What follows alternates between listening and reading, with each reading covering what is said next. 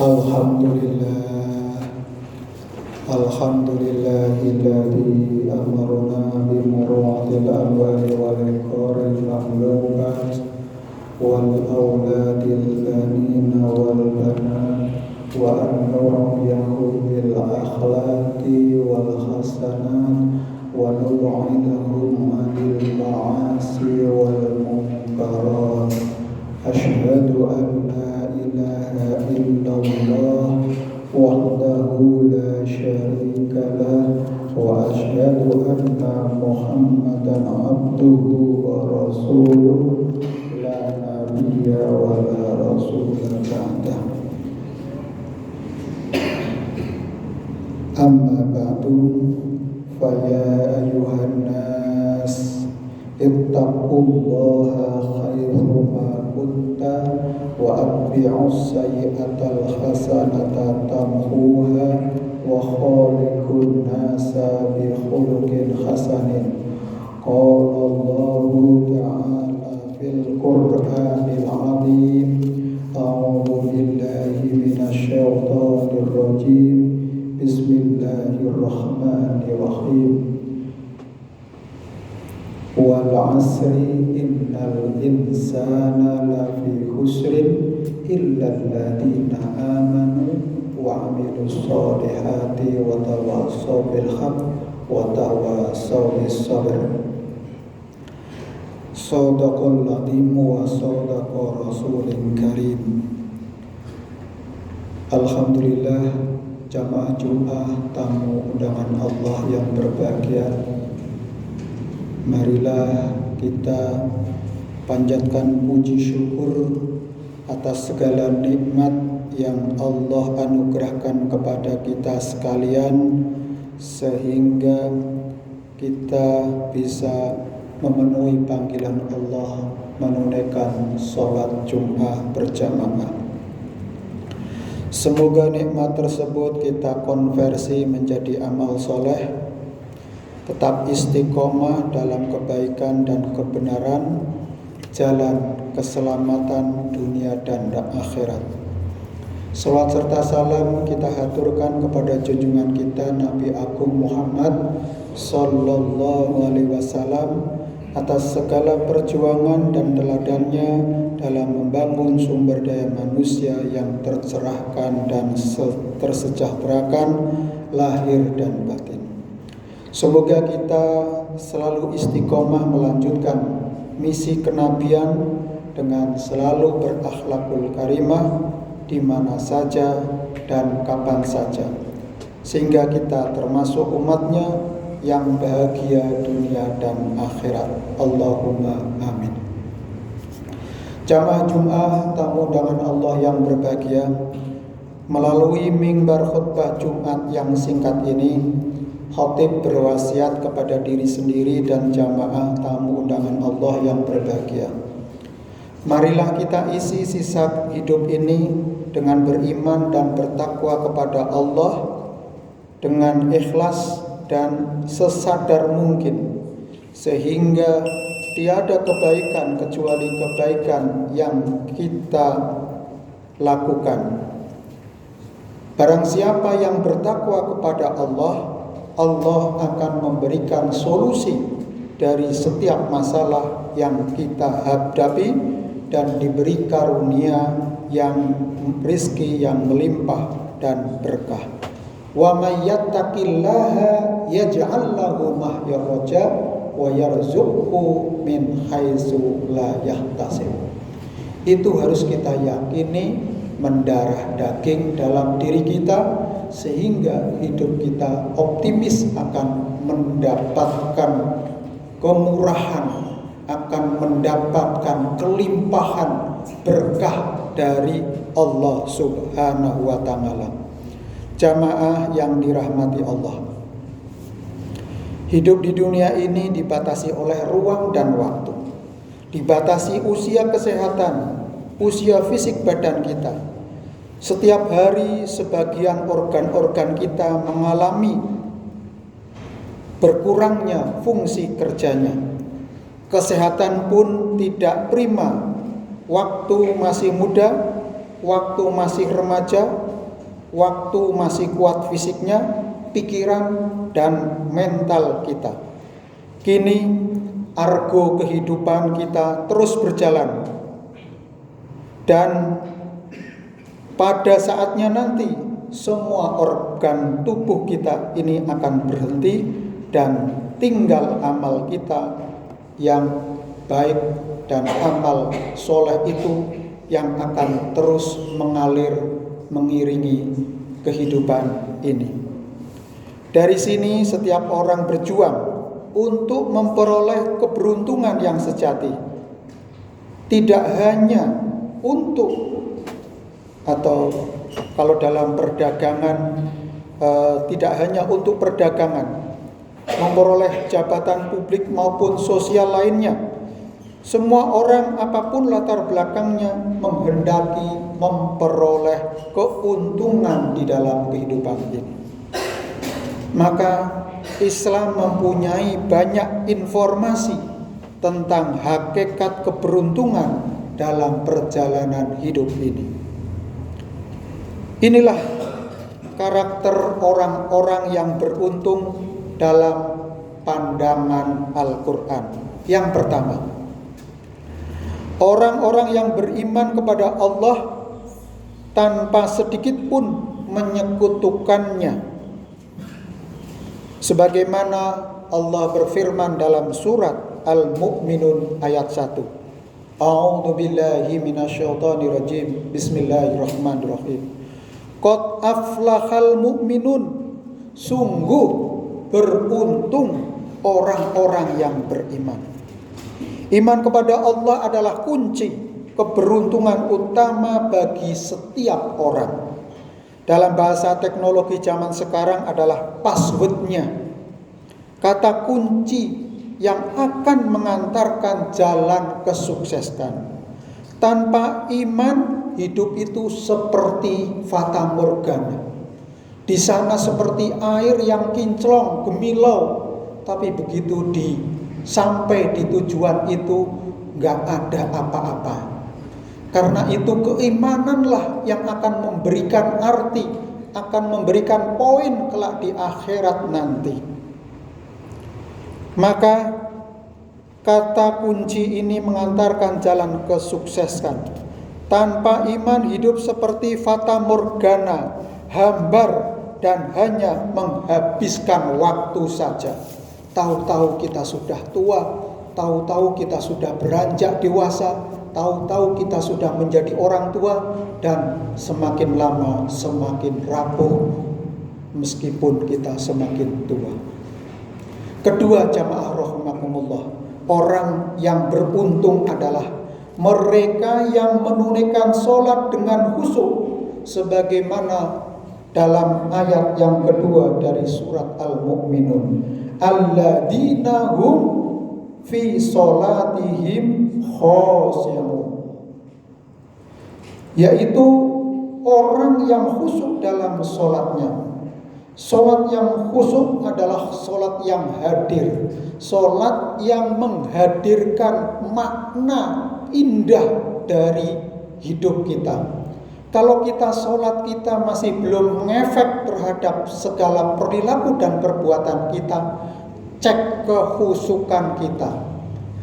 Kalau kita sholat masih tetap melakukan kemaksiatan dan perbuatan dosa, berarti sholat kita belum hadir, masih sekedar formalitas ataupun fikih saja, hanya menggugurkan kewajiban kita sholat.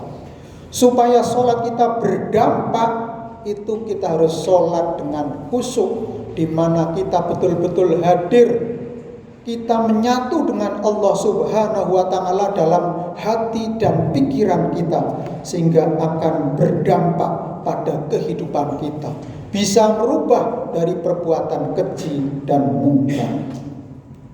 Yang ketiga adalah orang yang beruntung, yaitu mereka yang menjauhkan diri dari perbuatan dan perkataan yang tidak berguna.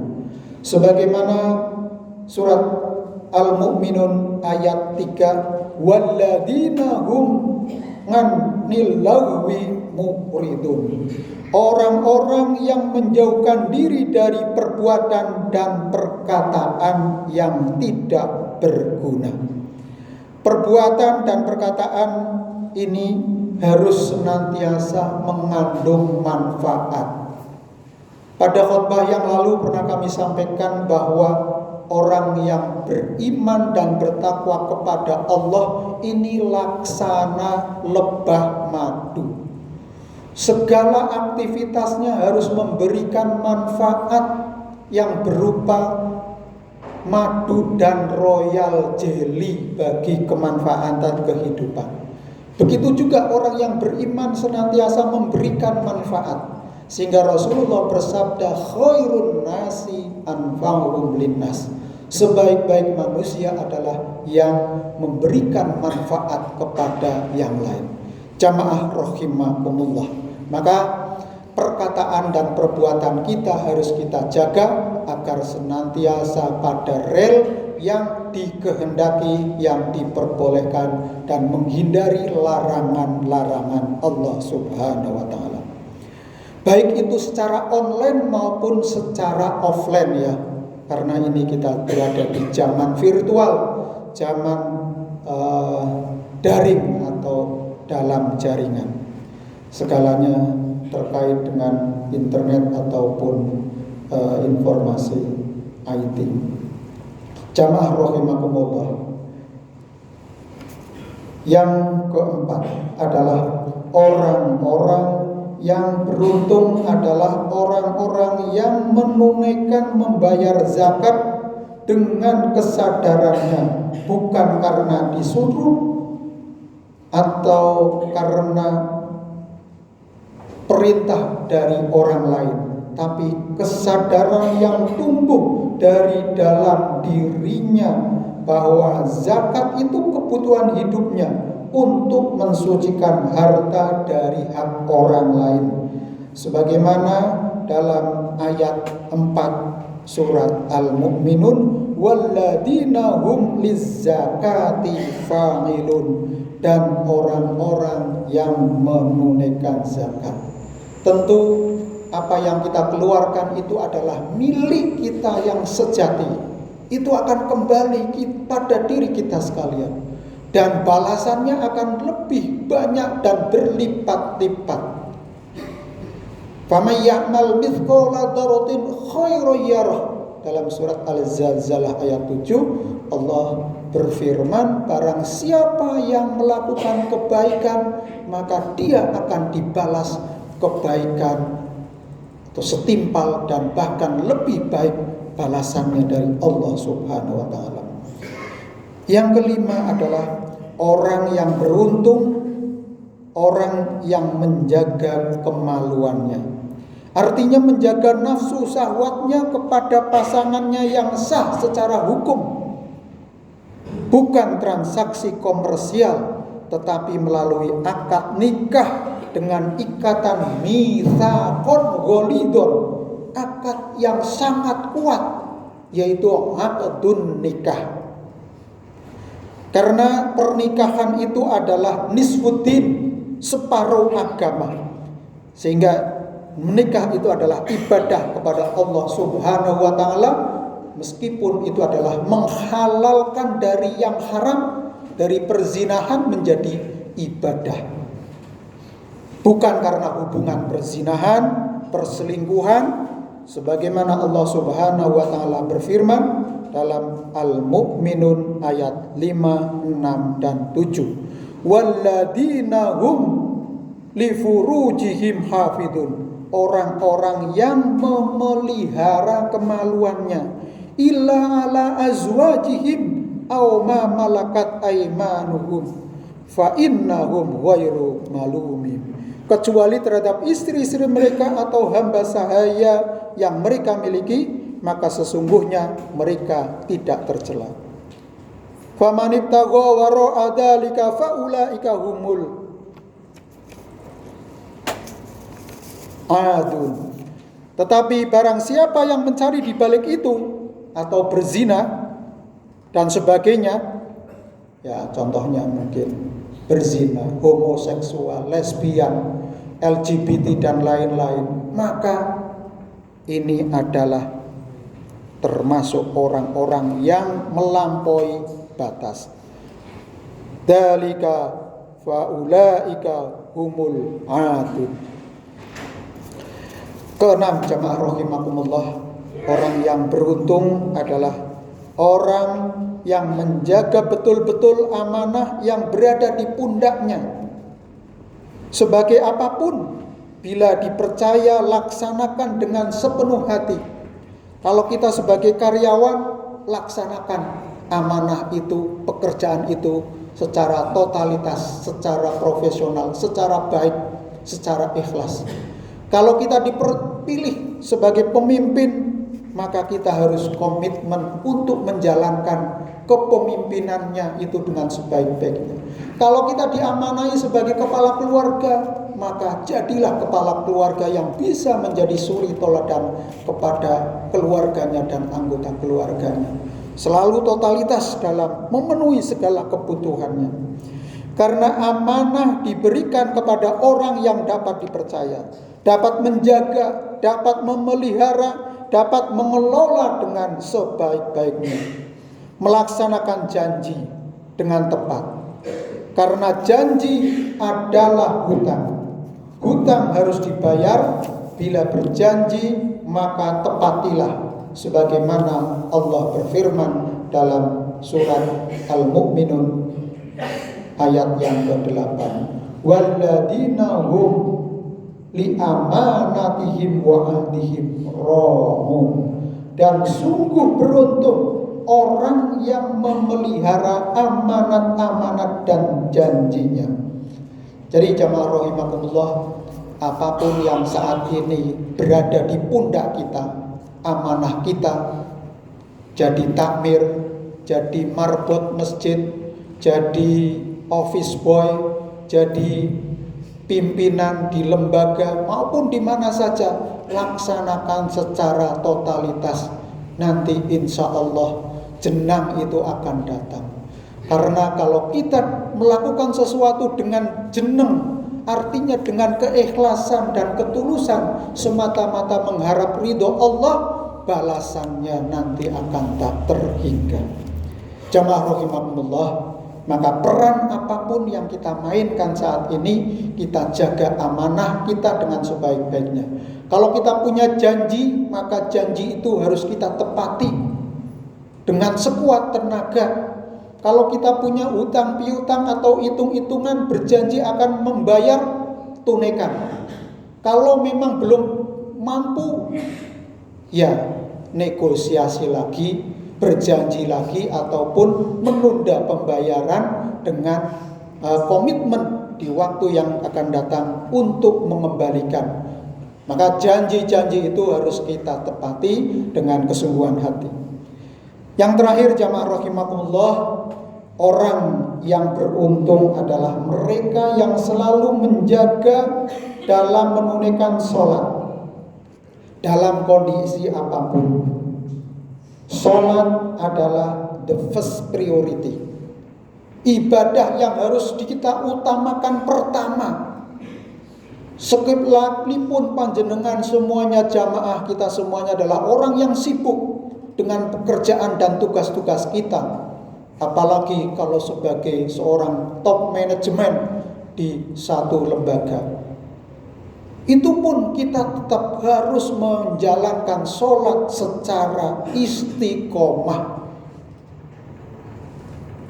Apalagi kita yang mungkin waktunya longgar, maka sholat adalah the first priority, prioritas utama yang harus kita tunaikan. Karena semua amal kita akan baik kalau sholat kita itu adalah baik. Maka marilah kita ikhtiarkan sisa waktu kita, sisa hidup kita, kita penuhi panggilan-panggilan azan maupun di pabrik. Kalau waktu sholat, ayo datang ke masjid kita yang terdekat. Kalau kita jalan, ya waktu sholat kita menepi mencari masjid yang terdekat dan kita sholat. Mereka yang di ladang, maka pada saat-saat waktu-waktu sholat selesaikan pekerjaannya dan segera untuk laut dan menuju ke tempat sholat. Sholat diutamakan untuk dikerjakan, suka dan duka tetap dijalankan. Ketika perjalanan, ketika di dalam negeri atau di negeri orang, dalam perjalanan istiqomah kita lakukan. Sebagaimana Allah Subhanahu wa taala berfirman, walladzina hum ala sholatihim yuhafidun. Orang yang beruntung adalah orang yang memelihara sholatnya. Bila 7 ini kita lakukan dalam menjadi reading habit, menjadi kebiasaan hidup kita, maka kita akan menjadi orang yang beruntung. Sebagaimana Allah berfirman dalam ayat 10 surat Al-Mu'min, ulaika humul warisun alladzina yarisunal firdausa hum fiha khalidun. Mereka yang menjaga 7 hal tersebut adalah orang-orang yang telah dijanjikan memperoleh balasan surga Firdaus. Semua amal-amal solehnya akan dikembalikan kepada mereka sebagai suatu ketaatan kepada Allah Subhanahu wa taala. Maka marilah jamaah rahimakumullah, semoga kita termasuk orang yang mendapat warisan surga Firdaus karena 7 amalan yang kita lakukan dengan sebaik-baiknya. Menika ingkang saged kula aturaken, mugi khotbah singkat ini bermanfaat bagi kita dan memberikan semangat kembali untuk meniti sisa hidup ini dengan prestasi amal soleh kita masing-masing. Barakallahu li wa lakum fil Qur'anil azim wa nafa'ani wa iyyakum bima fihi minal ayati wa dzikril hakim wa taqabbala minna wa minkum tilawatahu innahu wal ghafurur rahim.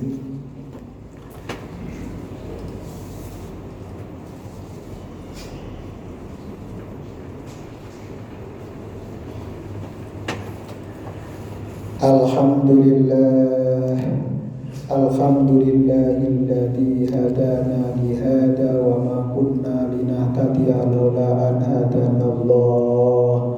Asyhadu an la ilaha illallah wahdahu la syarika lah wa asyhadu anna Muhammadan abduhu wa rasuluh la nabiyya wa la rasula ba'dah. Allahumma salli wa sallim wa barik ala Muhammad wa ala ali Muhammad waj'alna ma'hum bi rahmatika ya arhamar rahimin. Hamdan syakirin, hamdan na'imin, hamdan yuwafi ni'amahu wa yukafi mazidah. Ya Rabbana lakal hamdu kama yanbaghi li jalali wajhi 'azimi sultan.